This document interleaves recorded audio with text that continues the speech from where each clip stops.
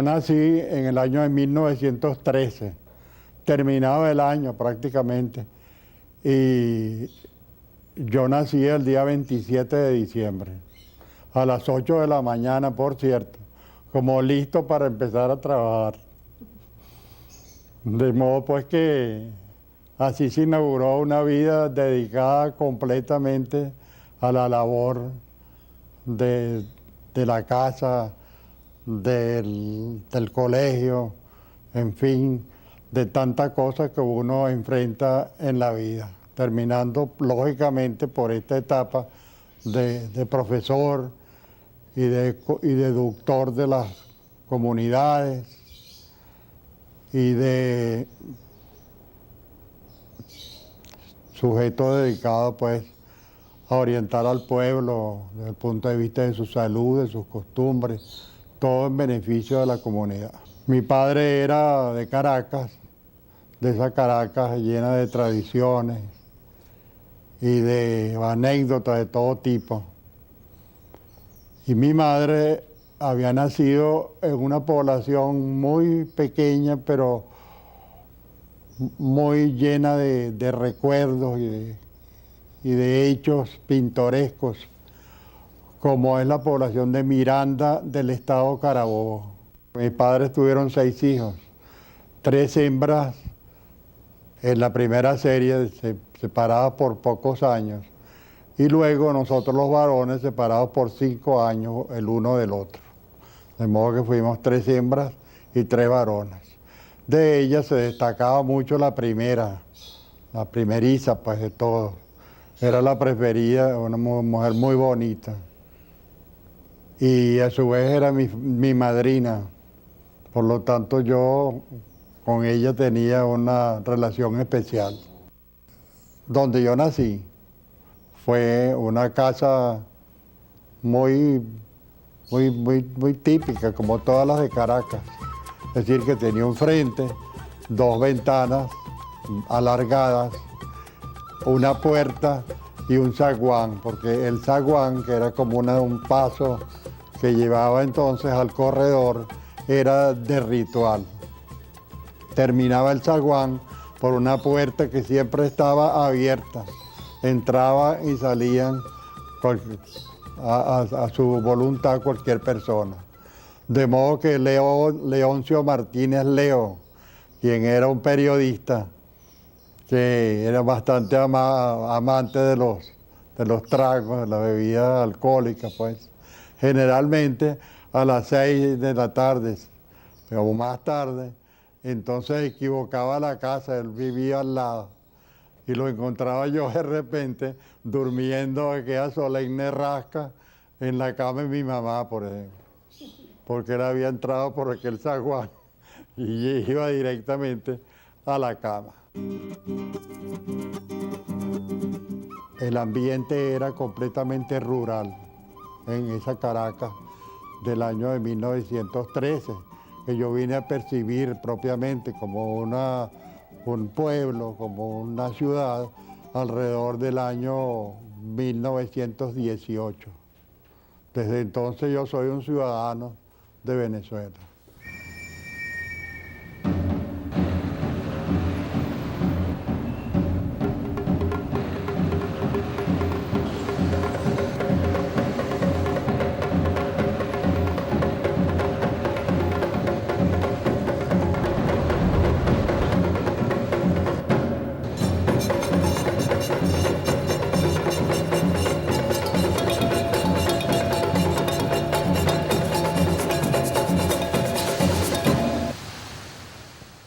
La ciudad crecía, se iba poblando más y más, pero al mismo tiempo que había muchachos de diferentes tipos y categorías, porque no había discriminación racial. Nosotros nos reuníamos libremente con muchachos de color u otros que estaban a un nivel superior, y estos a menudo pertenecían a otros colegios, Colegio San Ignacio, Colegio de La Salle, que eran colegios privados y a menudo pues muy costosos. Bueno, tenía que sufrir todas las contingencias de un colegio que no tenía medios para enseñar, no tenía ni siquiera local, porque yo me acuerdo muy bien que yo ingresé en segundo grado y para entonces el local reservado para 100 alumnos era más o menos de 40 por 25. Y entraba toda aquella cantidad de muchachos que naturalmente no podían aprovechar lo que enseñaba la señorita OEP y la mitad del curso se quedaba sin aprender nada. Lo que sí había en la niñez eran muchas enfermedades. De modo que yo recuerdo que en aquella época, que iba desde los 3 años a los 12 o 14 años, hubo 7 casos de neumonía en la cuadra. Al mismo tiempo también se presentaron casos de parasitosis, de diferentes enfermedades, naturalmente las de la infancia, las padecíamos todos en serie. Empezaba sarampión y toferina y en fin, escarlatina, todas esas enfermedades, porque ni se soñaba de que pudiera existir una vacunación. En el caso mío, yo tenía una estrechez congénita de la uretra y tenía también un tumor sobre el ojo izquierdo que crecía rápidamente. De modo que a los 7 años, entonces el doctor Racetti tuvo que hacerme una operación doble de una parte urológica y de la parte cefálica, extrayéndome el tumor de la región ciliar, y región de la ceja. Yo tenía año y medio y entonces me dio una gastroenteritis muy aguda que me sideró prácticamente en 48 horas. Estaba casi al borde del coma. Mi madre era muy amiga, lo mismo que todos los vecinos, del doctor José Gregorio Hernández, que por cierto, a él no lo llamaba nadie, sino que él pasaba por la calle. Yo digo que este hombre tenía una resistencia tal que le permitía recorrer, por ejemplo, una longitud como la de las Fuerzas Armadas hoy en día, de la avenida de las Fuerzas Armadas. Caminaba tanto como eso. Y en el camino lo iban llamando, doctor, por favor, venga aquí, vea a este muchacho. Y eso me pasó a mí. Y mi madre me contaba que teniéndome cargado, entonces llegó él y apenas me tocó y el vientre un poquito, pues, y me sintió la temperatura. Y más allá no había de examen, no se sabía nada ni de radiología, ni de ningún otro tratamiento de esos que ahora se hacen. Y entonces él dijo lo siguiente: este niño está muy grave, debe haberse tragado algo. Y volteó así hacia un lado y vio a mi hermana Carmen María. Ven acá, mijita, le dijo él. Y entonces tú le diste a tu hermanito algo para que él se distrajera. Y entonces ella contestó pues que si es bien, efectivamente me había dado un maní confitado. Ese no lo había logrado pasar posiblemente por el estómago y por eso era que tenía vómitos y diarrea. Y eso trae como consecuencia, como ustedes saben, que hay una deshidratación rápida y prolongada a medida que pasa el tiempo.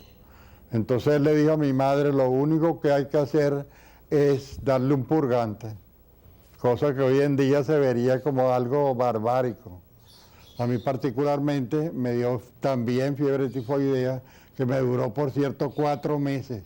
Y yo todavía me pregunto cómo pude resistir esa enfermedad pues por tan largo tiempo y sobre todo por el tratamiento que me daban, que era solamente dieta líquida, vamos a decir jugo de naranja o agua de cebada. Por otro lado, absoluto reposo y como la fiebre se mantenía muy elevada, generalmente alrededor de los 40 grados y algo más a veces. Entonces baños cada 4 horas. De modo, cada baño de esos era un sufrimiento porque comenzaba con agua tibia a 36 grados, es decir, la temperatura que debía tener el cuerpo, y le iban agregando hielo hasta llevarlo a 40 grados, 42 grados, y terminaba la sesión por un solemne escalofrío, sumamente desagradable. De modo que yo recuerdo aquella enfermedad como si hubiera pasado 4 meses en una playa, porque siempre tenía puesto un traje de baño.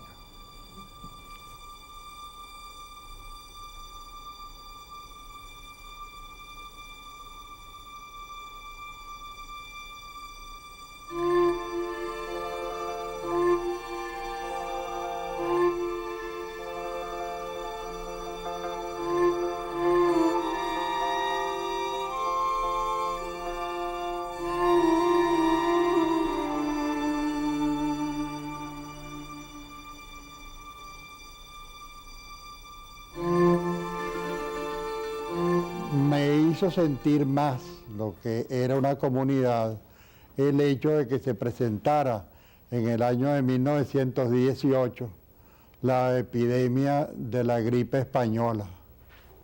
Esa gripe española mató una gran cantidad de la población de Caracas e hizo que todos nos mantuviéramos recogidos con la puerta de la calle cerrada y con alguien que llevaba lo que se debía comer, que era muy escaso.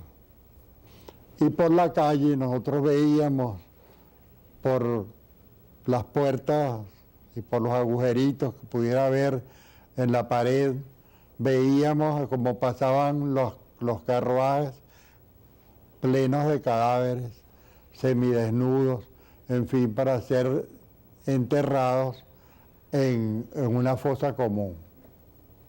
Entonces la gente se recogía hasta tal extremo de que, por ejemplo, un padre no se acercase a su hijo porque éste tuviera gripe.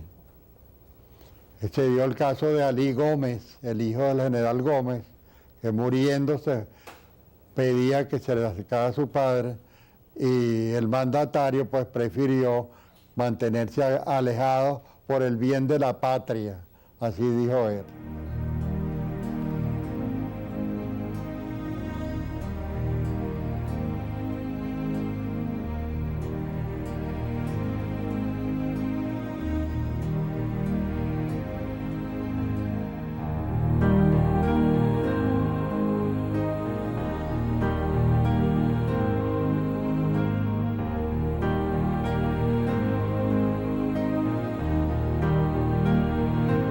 Hasta que llegó el doctor Izquierdo en el año de 1915, sucedía al profesor Luis Racetti. Pero hasta Racetti se había dictado una anatomía de disección, también de lecciones teóricas, y muy tendente a expresar la filosofía biológica del momento. El caso del doctor Izquierdo fue distinto porque él se dedicó a la morfología, es decir, a la descripción exacta del cuerpo humano, destacando todas sus características de superficie o de profundidad.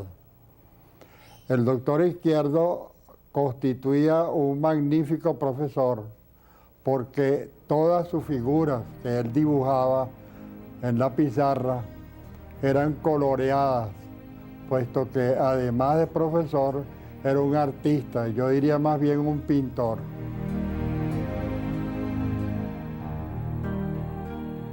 Me tocó a mí una enorme responsabilidad, que fue la de suceder al doctor Izquierdo. Afortunadamente, esta labor la compartí con el profesor Pablo Izaguirre, quien desarrolló una anatomía distinta a la mía, pero muy útil y muy bien asentada para la otra parte del curso, porque el curso se dividía en dos porciones, pues, en dos secciones. y uno le correspondía a él y en ella desarrollaba su propia anatomía, y otra me correspondía a mí, donde yo pues vertía lo que había podido lograr captar en las cátedras europeas y norteamericanas.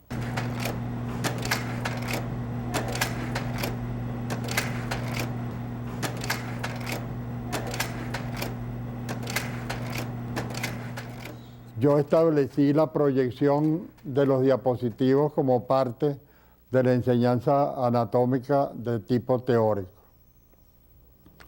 Hasta entonces no se conocían en Venezuela los diapositivos. Y entonces la fotografía de color comenzó su actividad y fue naturalmente un enorme ayudante para la anatomía, que en esa época solo dependía de la enseñanza sobre modelos vivos o muertos.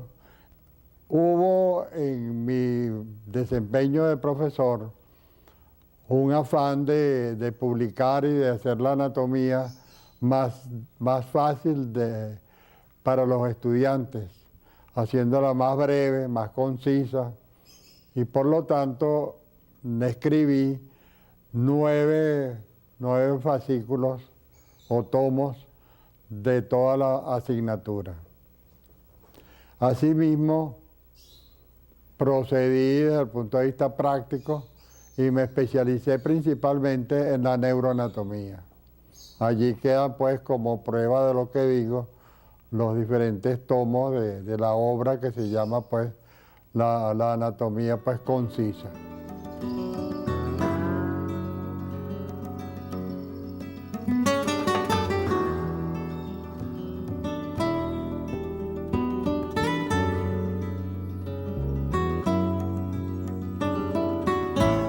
Desde el punto de vista de mi profesión, yo fui también un docente de clínica quirúrgica y cirujano del Hospital Vargas. Entonces me fue muy fácil enseñar a los alumnos sobre el conocimiento anatómico, la cirugía implantada sobre el conocimiento anatómico.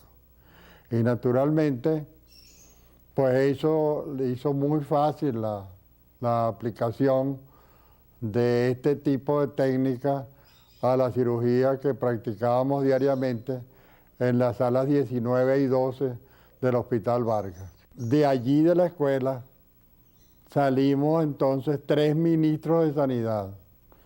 El primer ministro de Sanidad con el doctor Lucinchi fue el doctor Luis Manuel Manzanilla, que actuó durante 1 año. Luego, otro de los profesores de la escuela, que fue el doctor Otto Hernández Pieretti, actuó en la segunda parte de 2 años del ministerio. Y por último, yo rematé la actuación de la escuela con respecto al gabinete del doctor Lucinchi con los últimos 2 años de actuación. Yo empecé, me acuerdo, en una forma muy emocional, yo diría casi trágica, porque se ventilaba el manejo de la carne irradiada.